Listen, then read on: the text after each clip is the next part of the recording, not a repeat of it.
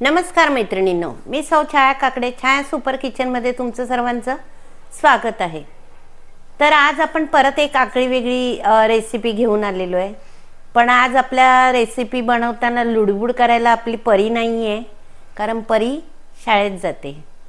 परी आपली आता मोठी झाली आणि तिला शूट वगैरे खूप छान कळतं, अयांशला पण कळतं। पण आता ते दोघंही नाही आहेत, तरी असो आता काहीतरी चुटूर पुटूर खायचं म्हणून आज हा आपण व्हिडिओ बनवत आहे। तर चला कृती आणि साहित्य एकत्रच पाहूया। तर चला आता आपली रेसिपी आपण बनवूया। तर त्यामध्ये मी पहिलं 2 मीडियम आकारचे बटाटे घेतलेले आहेत। हे बघा, कारण का माहिती का माझ्याकडे मोठे बटाटे नव्हते म्हणून मी मीडियम आकाराचे घेतले आणि आता ते बारीक किसून घेते।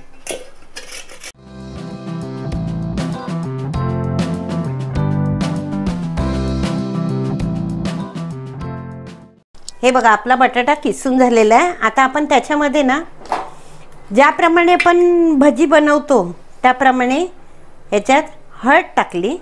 तुम्हाला पाहिजे तेवढी तिखट टाका, कारण कोणाला तिखट चालत नाही, मला नाही चालत म्हणून मी थोडंच टाकणार आहे। आता आपण डीप फ्राय करणार नाही आहे, शॅलो फ्रायच करणार आहे। त्याच्यामुळे मी कडकडीत तेल नाही टाकत आहे, मी हे सोडा टाकते। सोडा खाऊ नका असं मीच सांगितलं, पण मी आता ह्याच्यामध्ये चिमूटभर सोडा टाकला। आणि आता हा ओवा आपण असा क्रश करून टाकायचा, की जेणेकरून बघा ओव्याचा सुगंध कसा छान येतोय। कारण ओव्याने काय होतं, पोटात दुखत नाही। चण्याचं पीठ असल्यामुळे आपल्याला ओवा टाकणं गरजेचं आहे। त्याचबरोबर आपण ह्याच्यामध्ये टाकणार आहोत कोथिंबीर। आता ही कोथिंबीर तुम्हाला पाहिजे तेवढी घ्या, पण प्रमाणाच्या बाहेरही जाऊ नका। आणि त्याचप्रमाणे चवीनुसार हे मीठ। आता आपण हे सगळं टाकलंय, तर आता मेन आपलं राहिलं ते म्हणजे आपण याच्यामध्ये चण्याचं पीठ टाकायचं आहे। हे आता आपण सर्व की नाही एकजीव करून घेऊया, म्हणजे मीठ मिरची सगळं काही सगळ्याला लागेल, एका साईडला राहणार नाही। छान मिक्स झालेलं आहे। आता आपण त्याच्यामध्ये चण्याचं पीठ टाकूया। थोडं आपल्याला पाणी घालावं लागेल, जास्त पातळही करायचं नाही आणि जास्त गाढाही करायचं नाही, थलथलीत ठेवायचं। चला आता आपण याच्यात ना चण्याचं पीठ टाकूया। आता तुम्ही म्हणाल पीठ किती टाकायचं, माझं की नाही सवय अशी असते, मी कपाने वगैरे काही मोजत नाही। हे बघा, असं सगळं आपण एकजीव करून घेऊया। तुम्हाला अळणी वाटलं तर तुम्ही नंतर मीठ टाकू शकता, खारं वाटलं तर पीठ टाकू शकता। आता काय करू मी, हा प्रश्नच आणायचा नाही आपल्याला। मी अजून थोडं पीठ टाकते।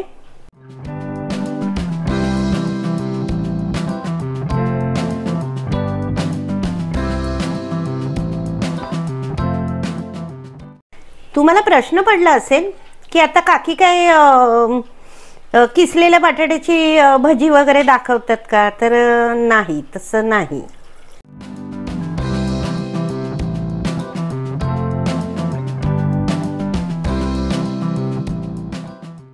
हे बघा, आपलं आता हे असं थलथलीत पीठ झालेलं आहे। तुम्हाला जमत नसेल तर ह्याच्यात अजून थोडं पाणी टाकलं म्हणजे मावत असेल तरच टाका, नाहीतर नुसतं असं पाणी टाकून खीर बनवू नका। नवशिक्यांनी तर खूप सांभाळून करावं। आता आपलं पीठ तयार आहे, मी बाजूला ठेवते। आणि हे बघा, ही चपाती आहे की नाही, मी असे तुकडे करून घेतलेले आहेत। तुम्हाला जो आकार पाहिजे तो आकार, बदामी आकार करा, गोल करा, कुठचाही आकार करा, काही हरकत नाही, पोटात गेल्याशी मतलब। तर अशा प्रकारे हे मी पीसेस एका चपातीचे करून घेतलेले आहेत। आणि नंतर मी ह्या चपातीचे गरज असेल तरच पीसेस करीन, कारण आपलं पीठ पण पुरलं पाहिजे आपल्याला। तर अशा प्रकारे मी आता हे पीसेस केलेले आहेत। आणि तुम्हाला महत्त्वाचं सांगते, कालसुद्धा आम्ही हे केले होते आणि जागृतीने तिने तिच्या फ्रेंडला खाऊ घातले। तर फ्रेंड म्हणजे घरी आला होता, तर त्याला आम्ही खाऊ घातलं, तर त्याला इतकं आवडलं ना की विचारता सोय नाही।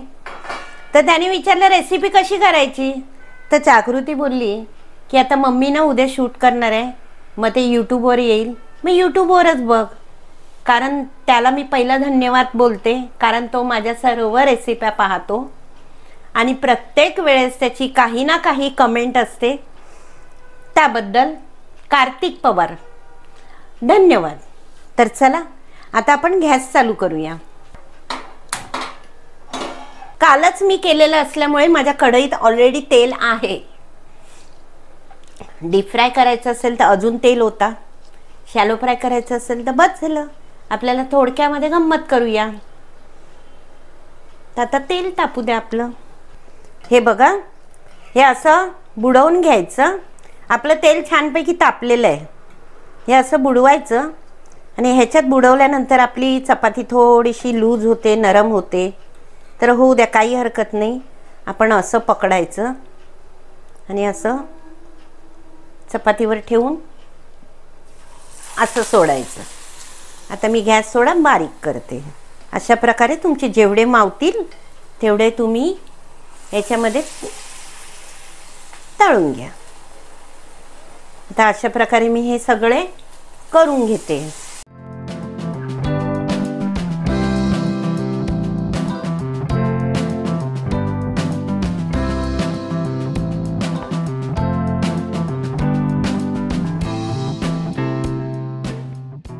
हे बघा, छानपैकी एका बाजूने कुरकुरीत झाले. आपण ते पलटी करून घेऊया. हे बघा, कुरकुरीत झालेत आणि आपण परीच्या प्लेटमध्ये काढतोय.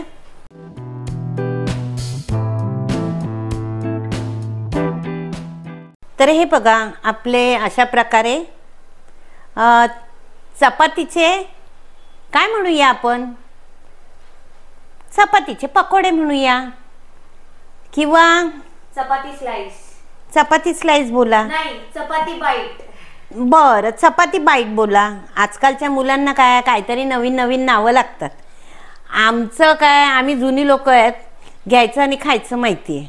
तर चला, अशा प्रकारे तुमच्याकडे जर चपाती शिल्लक असेल शिळी तर त्याचं करा, आणि नसेल तर ताज्या चपातीचं करा, काही हरकत नाही. ताज्या चपातीचं केलेलं उत्तमच आहे, कारण पोटाला अपायकारक नसतं. आणि दुसरी गोष्ट म्हणजे मुलांच्या टिफिनला काय द्यायचं, म्हणजे थोडक्यात आमच्या अंशूच्या टिफिनला काय द्यायचं हा मोठा प्रश्न असतो. तर त्याच्यासाठी ताजी चपाती घ्या मुलांसाठी आणि त्याचं असं खाऊ बनवा. आणि छानपैकी चटण्या टाका तुम्ही, ग्रीन चटणी टाका, गोड टाका, मुलांना जे आवडेल ते टाका. आता ह्याच्यामध्ये आपण बटाटाच टाकलाय, तुम्ही कोबी पण किसून टाकू शकता. म्हणजे मुलांना जे आवडेल ना ते टाका आणि घरात मेन म्हणजे जे अवेलेबल असेल ते टाका. तरी असो, ही रेसिपी तुम्हाला कशी वाटली, आणि महत्त्वाचं सांगायचं म्हणजे ही रेसिपी ना खरंच अप्रतिम लागते. तर दुसऱ्यांनी तर खाऊन स्तुती केलेलीच आहे, आता तुम्ही पाहून स्तुती करा, म्हणजे मला बरं वाटेल. आणि कमेंट करायला नक्कीच विसरू नका. ज्यांना आवडली असेल, नाही आवडली असेल तरी कमेंट नक्की करा, कारण कसं त्याशिवाय आम्हाला स्फूर्ती येत नाही. आणि आत्ताच तुमची काकी आजारातून उठलेली आहे आणि ते तुम्हाला कळतच असेल. काकीचा लुक बघा, काकी आज साडी नाही घातली आणि इथून पुढे सुद्धा कधी साडी कधी ड्रेस, कारण बड्डे माझा नीट झाला नाही ना, कारण बड्डेच्या दिवशीच माझा खूप म्हणजे धावपळ झाली. तर त्याच्यामुळे मुलींनी दिलेले कपडे तसेच होते. तर आता तुम्हाला एकेका व्हिडिओमध्ये ते दिसतीलच. तर चला, अशाच प्रकारे आपण नवनवीन रेसिप्या घेऊन परत भेटूया छान सुपर किचनमध्ये. बाय.